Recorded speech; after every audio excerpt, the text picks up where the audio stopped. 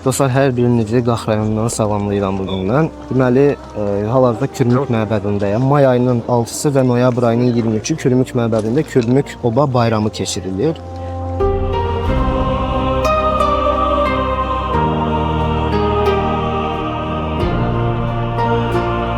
Azərbaycanın multikultural nəfəsi elə bu yerdə də hiss olunur. Qaxda müxtəlif xalqlar və inanclar bir mozaik parçaları kimi yan-yana yaşayır.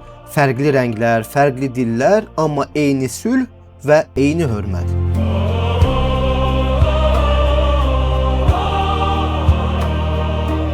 Bu torpaq hər kəsə öz dəyərini yaşamağa azadlıq verir. Kürmük məbədinin sükutunda bir sirr var. Əsrlər boyu qorunub, bugünə çatmış bir ruh. Kürmük Oba bayramı isə həmin ruhun yenidən oyanması kimidir.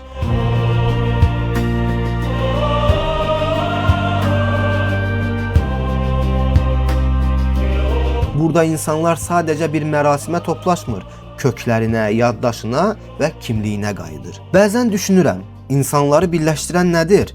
Dildəki oxşarlıq deyil, dildəki müxtəliflik də deyil.